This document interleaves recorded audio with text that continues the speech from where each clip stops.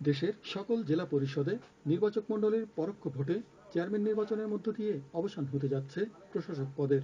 বিশিষ্টজনেরা বলছেন, স্থানীয় সরকারের গুরুত্বপূর্ণ কাঠামো এই জেলা পরিষদের শুরুটা ছিল 18 শতকের ব্রিটিশ শাসনামলে। তবে স্বাধীনতা পরবর্তী 75-এর পট পরিবর্তনে শাসন ক্ষমতার পালাবদলে এই কাঠামোর চর্চা না করলেও স্থানীয় সরকার জেলা পরিষদ আইন সংশোধন করে মুক্তিযুদ্ধের চেতনার সরকার। জেলা প্রশাসক নিয়োগ করে একটা ইনস্টিটিউশন ফর্মে নিয়ে আসা হয়েছে। পুরো প্রক্রিয়াটিকে একটি মেয়াদ সাফল্যের সঙ্গে জেলা প্রশাসকরা শেষ করেছেন এবং এর মধ্য দিয়ে এর বিলুপ্তি ঘটছে। এখন জনপ্রতিনিধিত্বশীল জেলা পরিষদ গঠিত হতে যাচ্ছে। এই নির্বাচন নিরবিচ্ছিন্ন করতে সকল প্রস্তুতি সম্পন্ন হয়েছে জানিয়ে নির্বাচন কমিশন বলছে, 3টি পার্বত্য জেলা বাদে 61 জেলায় একযোগে সকাল 9টা থেকে বেলা 2টা পর্যন্ত চলবে ভোট গ্রহণ। এটা ভিন্ন মাত্রার একটি নির্বাচন।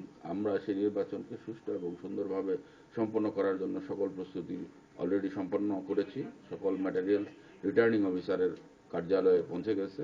পুলিং পার্সোনেল যারা আছে, presiding officer, state presiding officer এবং পুলিং অফিসারদের প্রশিক্ষণ শেষ হয়ে গেছে এবং আমরা যে সমস্ত সমস্যা দেখছি সেগুলো সমাধান করার চেষ্টা করছি নির্বাচন কমিশনের প্রত্যক্ষ তত্ত্বাবধানে। বিশিষ্টজনেরা বলছেন, অনেকটা যুক্তরাষ্ট্রের ইলেকট্রাল কলেজ পদ্ধতির মতো নির্বাচক মণ্ডলীর পরোক্ষ ভোটে তৃণমূল ভোটাররা অংশগ্রহণ না করলেও জেলা পরিষদের চেয়ারম্যান নির্বাচনে জনমানুষের আশা-আকাঙ্ক্ষার প্রতিফলন ঘটবে। বলা হচ্ছে যে এটা পরোক্ষ নির্বাচন, প্রত্যক্ষ নয়।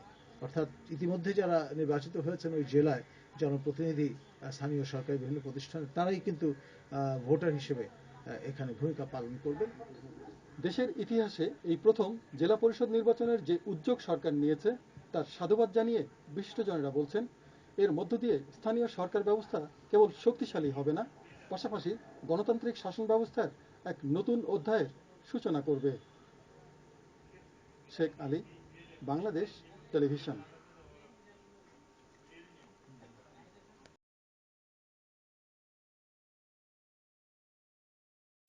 আগামীকাল প্রথমবারের মতো অনুষ্ঠিত হচ্ছে জেলা পরিষদ নির্বাচন।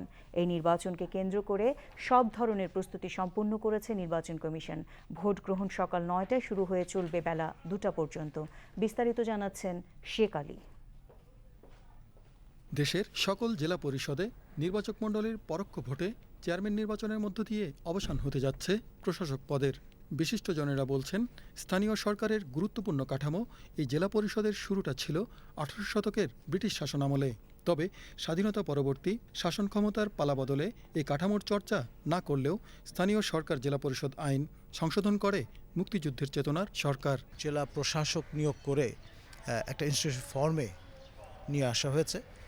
পুরো প্রক্রিয়াটিকে একটি মেয়াদ সাফল্যের সঙ্গে জেলা প্রশাসকরা শেষ করেছেন এবং এর মধ্য দিয়ে এর বিলুপ্তি ঘটছে। এখন জনপ্রতিনিধিত্বশীল জেলা পরিষদ গঠিত হতে যাচ্ছে। এই নির্বাচন নিরবিচ্ছিন্ন করতে সকল প্রস্তুতি সম্পন্ন হয়েছে জানিয়ে নির্বাচন কমিশন বলছে, 3টি পার্বত্য জেলা বাদে 61 জেলায় একযোগে সকাল 9টা থেকে বেলা 2টা পর্যন্ত চলবে ভোট গ্রহণ। এটা ভিন্ন মাত্রার একটি নির্বাচন। আমরা সেই নির্বাচনকে সুষ্ঠু এবং সুন্দরভাবে সম্পন্ন করার জন্য সকল প্রস্তুতি অলরেডি সম্পন্ন করেছি। সকল ম্যাটেরিয়ালস রিটার্নিং অফিসারের কার্যালয়ে পৌঁছে গেছে। পুলিং পার্সোনেল যারা আছে, presiding officer, state presiding officer এবং পুলিং অফিসারদের প্রশিক্ষণ শেষ হয়ে গেছে এবং আমরা যে সমস্ত সমস্যা দেখছি সেগুলো সমাধান করার চেষ্টা করছি নির্বাচন কমিশনের প্রত্যক্ষ তত্ত্বাবধানে। বিশিষ্টজনেরা বলছেন, অনেকটা যুক্তরাষ্ট্রের ইলেকট্রাল কলেজ পদ্ধতির মতো নির্বাচক মণ্ডলীর পরোক্ষ ভোটে তৃণমূল ভোটাররা অংশগ্রহণ না করলেও জেলা পরিষদের চেয়ারম্যান নির্বাচনে জনমানুষের আশা-আকাঙ্ক্ষার প্রতিফলন ঘটবে। বলা হচ্ছে যে এটা পরোক্ষ নির্বাচন, প্রত্যক্ষ নয়। অর্থাৎ ইতিমধ্যে যারা নির্বাচিত হয়েছেন ওই জেলায় জনপ্রতিনিধি, স্থানীয় সরকারি বিভিন্ন প্রতিষ্ঠানে, তারাই কিন্তু ভোটার হিসেবে এখানে ভূমিকা পালন করবেন।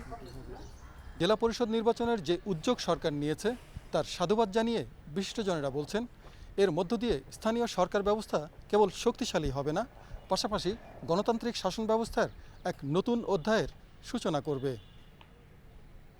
শেখ আলী, বাংলাদেশ টেলিভিশন।